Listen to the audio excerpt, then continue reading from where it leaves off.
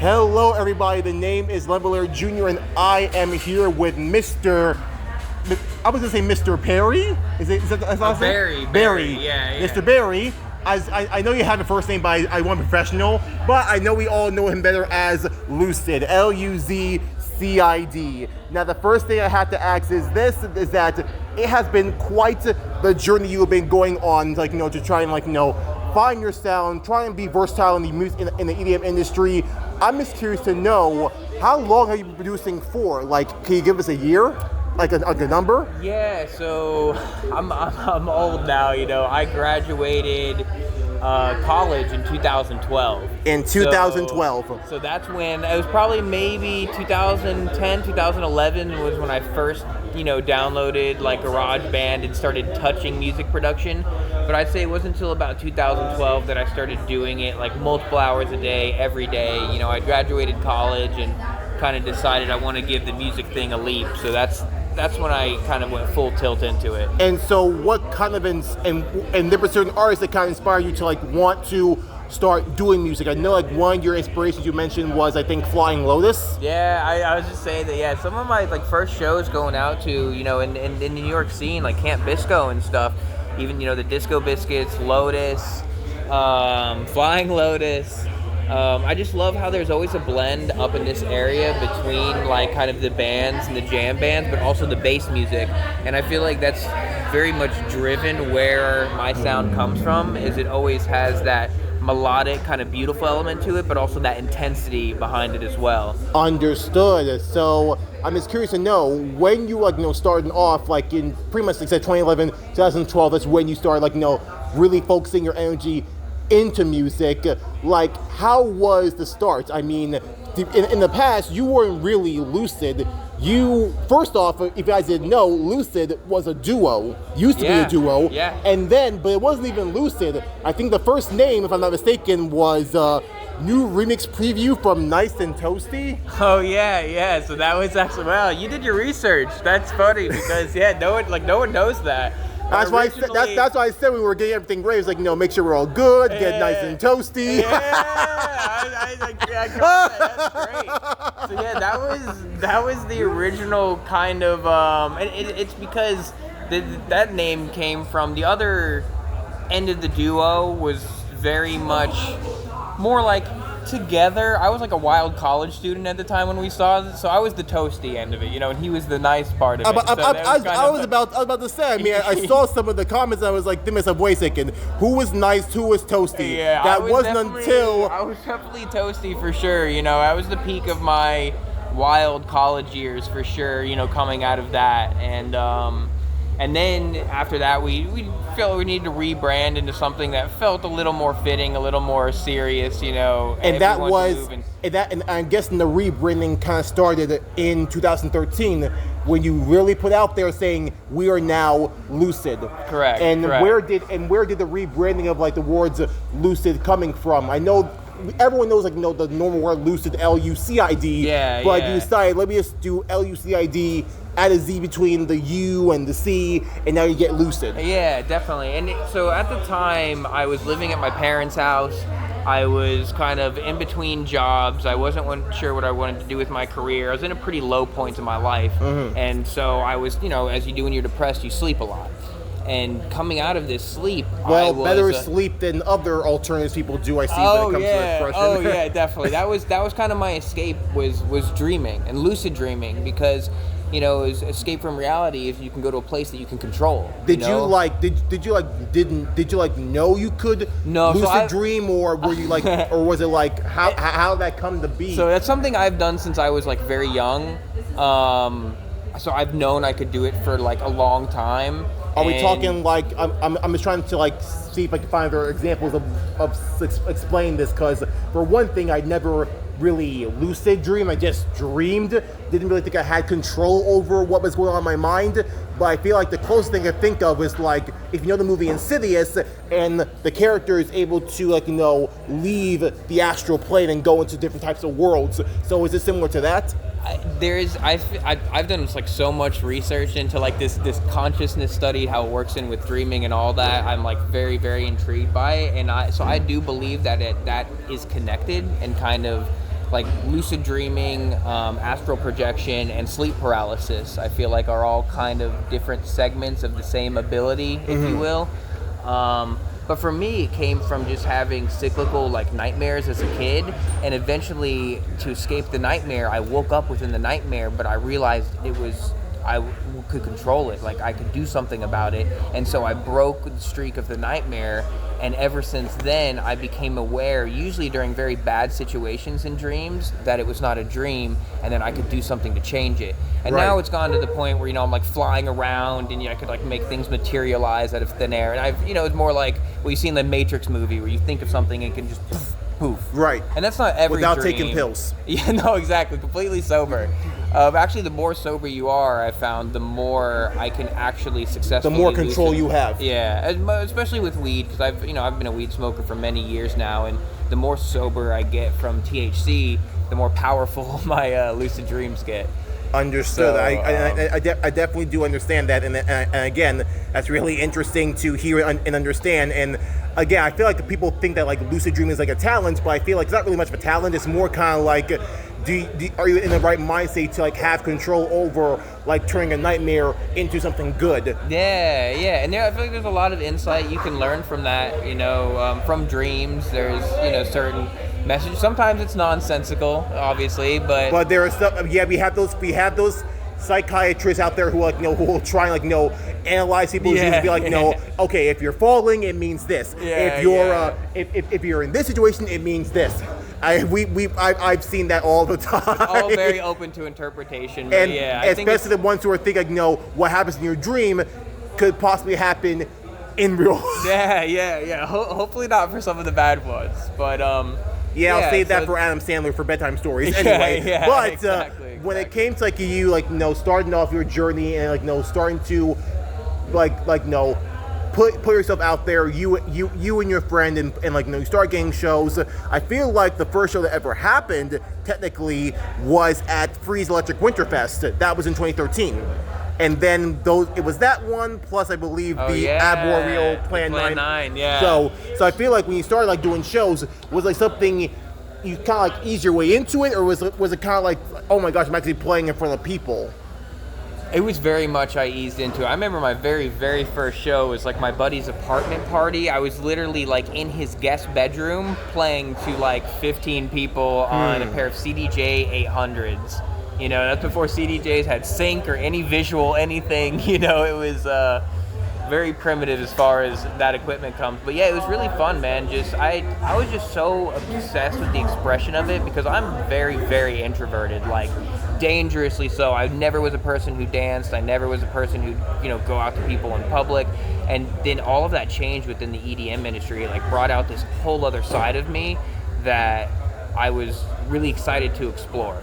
Understood. So speaking on that point, you say you were extremely introverted, you didn't want to dance, you barely even talk to people. My transition into middle school, I had to actually go to an entirely special school because I had such severe anxiety that I could not go to normal public school. They had to go and wean me back. So I've had severe social anxiety issues since my teens, and I worked out of that obviously into high school and stuff, but it's always kind of lingered there, so I'm definitely not the person to just run out and lead a dance floor, so until, EDM kind of brought that out in me, and that free expression. I love how accepting it is of people too, to just, no one's gonna make fun of you for dancing or anything like that. So that's why people called it an escape. It was you had the opportunity, you had the privilege to just be yourself, and no one would judge you, no one would laugh at you, no one would make fun of you because of this way. No, you were just accepted for who you are, and you were not going to be ridiculed. Exactly. And that's how a lot of the scene kind of was. Mm-hmm. It was a place that people could go to and be it was escape for us. Yeah. Exactly. Exactly. It's just yep. And so I was just obsessed to be a part of it anywhere I could, and I didn't know if I wanted to be a DJ or I wanted to throw shows, so I kind of just had my hands in everything. In my local, I was throwing shows, I was helping, set up sound. I was learning how to DJ. I was just trying to get my hands on any part of it that I could because I just love the community so much. So kind of like me right now. Well, mine's the whole DJing thing, but I have been tampering and tinkering into different collectives, trying to find ways to be a part of the community and give something back to the community, such as me doing something like this. This is my way of wanting to give back and to let the industry, like the EDM world, know. Just thank you for letting me have the chance to be myself and speak to people like you and whatnot. That it's literally coming full circle. You explain that was like, yo, that's literally me. That's literally me. And definitely, that's what, since me discovering you online, that's what I saw in you, and that's why I was so excited to do this interview, because I was like, I feel like I get this dude. Thank you. I really do appreciate that. Yeah, but again, of course, LJ. Thank you so much. Yeah, of course. But again, back to the whole introvert thing, and like you mentioned, you wouldn't like to dance much.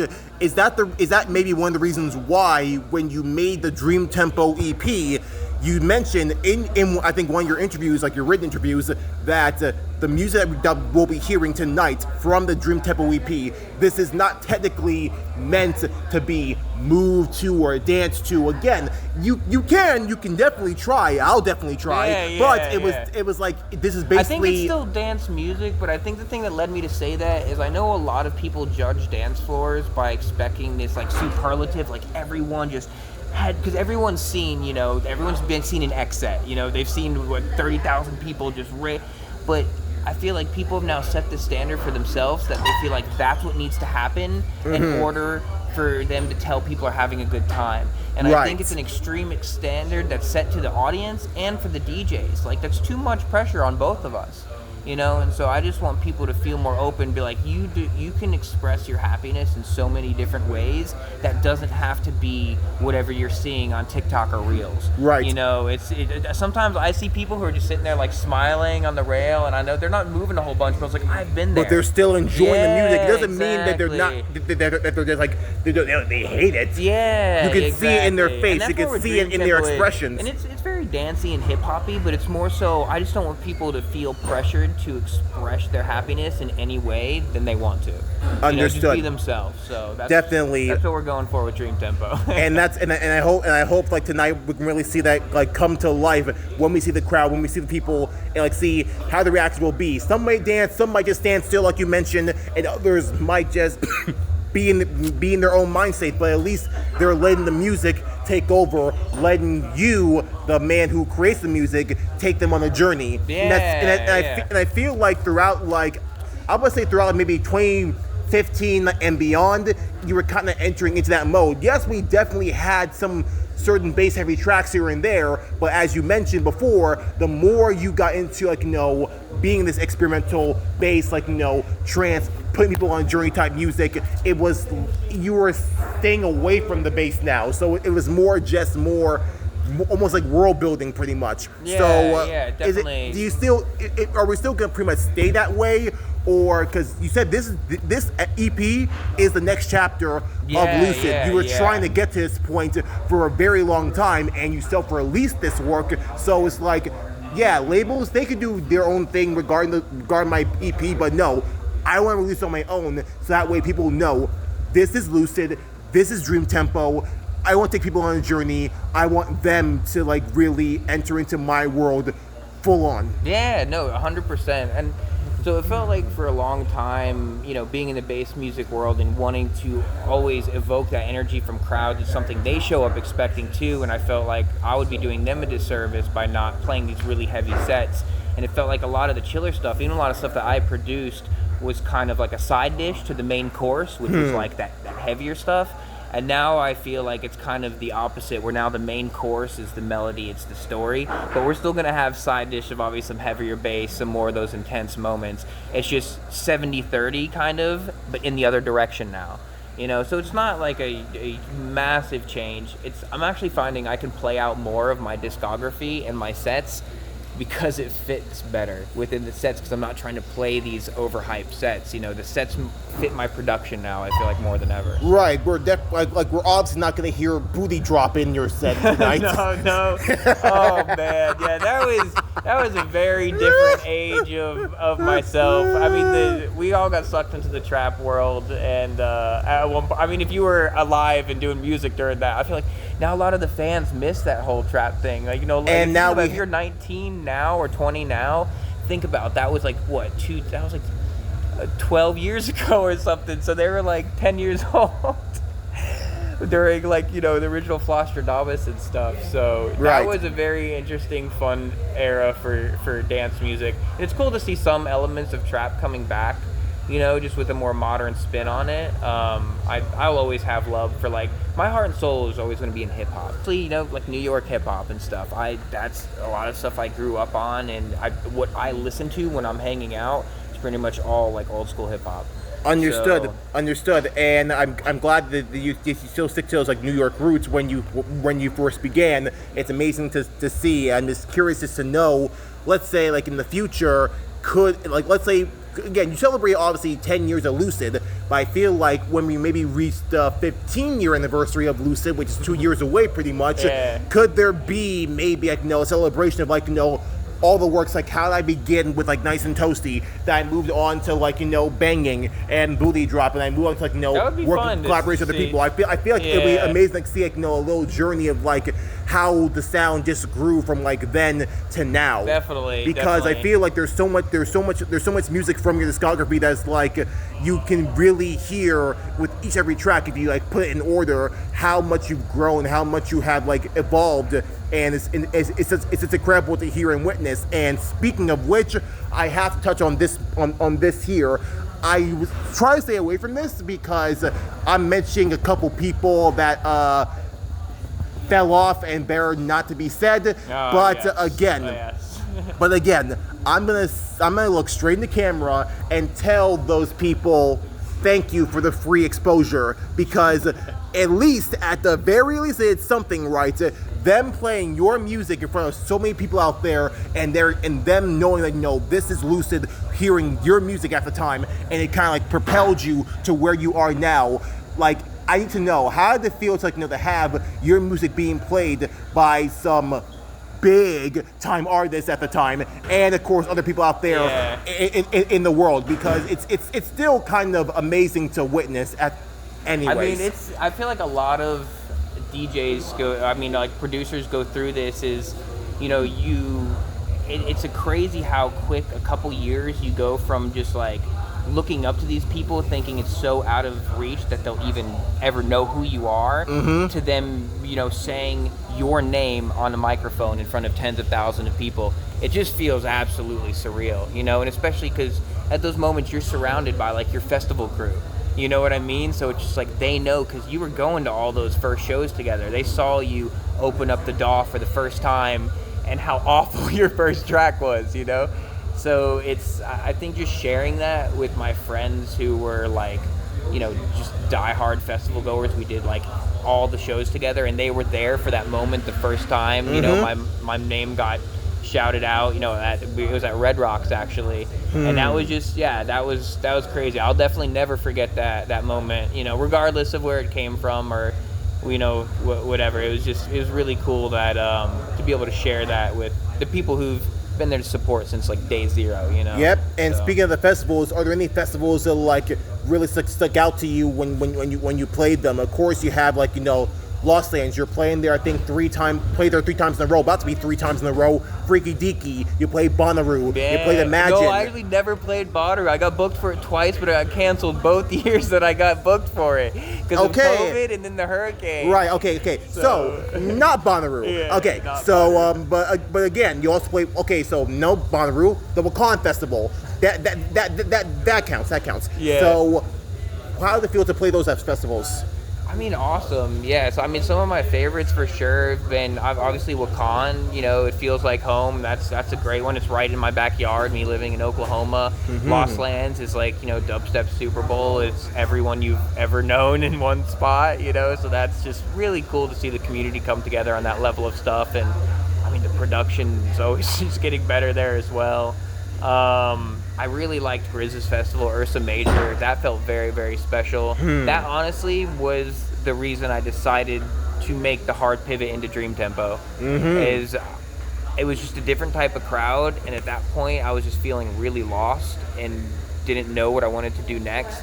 And so I was like, I'm gonna play this really kind of chilled out, trippy hip hop set there, and people went nuts for it. And I was like, wait, I can do this like full time. Like could be my set all the time. And that was the moment you discovered that this is a sound I kind of want to go towards with. Yeah, it just gave me the confidence to be like, this doesn't have to be some special one-off set. This could be the future of Lucid now. Understood. So shout out Grizz. Thank you for changing the course of my career. Hey, and that's the magic of Grizz. And again, the music he was playing and the stuff he was playing too, he definitely was able to really blend the bass and the funk and the trippiness together. Yeah, he brings everyone together. What I love and have it. So many people out there like giving love like that, and especially give someone like you the spotlight as well. Absolutely freaking incredible. I only hope that maybe in the future we see you at the next space camp. I feel like I would love to see that. I feel like that'd be a great fit for DreamTempo for sure. sure. And speaking of the future of Lucid, what might be next for Lucid? So I've already got another like whole 5, 6, 7, depending on what tracks I want to put on it, but a good body of music ready for, I don't know if I'm calling, it's not going to be DreamTempo 2, but it's the next chapter of DreamTempo. I'm leaning a little bit more into the hip-hoppy stuff, maybe a little less bassy, but it still be really dancey, really fun. So I'm kind of getting all the mix and masters and engineering done on all of that, and then otherwise just, always setting up shows and getting to play as much as I can out for the people. I've got a bunch of cool stuff coming up throughout the year. Bringing my parents out to Bass Canyon, so that'll be fun. I feel like maybe the next name for the EP, since we're on this whole dreaming thing. You already mentioned DreamTempo, so it's like lucid dreaming. I feel like maybe the next EP or album could be called Out of Body. Out of Body. Oh, I like that. So my very first EP with Wakan was actually called Hypnagogia, which is about that kind of like sleep paralysis out of body. So it would be kind of a, full circle going back to the out of body. So I like that for sure. But again, take it or leave it. I'm not in your mind. I'm not lucid. I'm not dreaming. I'm just a simple fan that just wants maybe help out a bit here and there.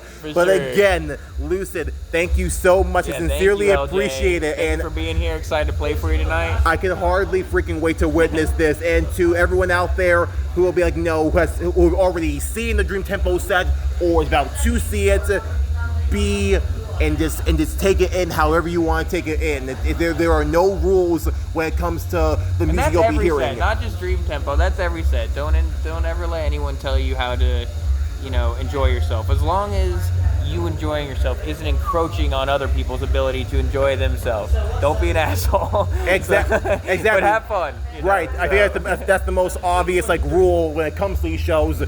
Do not be an a-hole. And believe it or not, it's very easy to not be an a-hole. Believe me. It is. Just hang out with people like LJ. Right. I am the most un-a-holish person you can probably meet. I would agree with that. But again, Neil, thank you so freaking much, and thank you so much for watching and listening. I can hardly wait to witness DreamTempo in its prime. I can hardly freaking wait. And again, keep your eyes on this man. He is definitely going places. Well, he's been going places, but something tells me the best is yet to come for someone as incredible as Lucid. Again, 2 more years, 15 years will be of Lucid. I can hardly wait for that anniversary to come along. But again, thank you so much, Neil. Thank you so much for watching and listening. This is Leveler Jr., Lucid, signing out. Love you guys so much. Peace.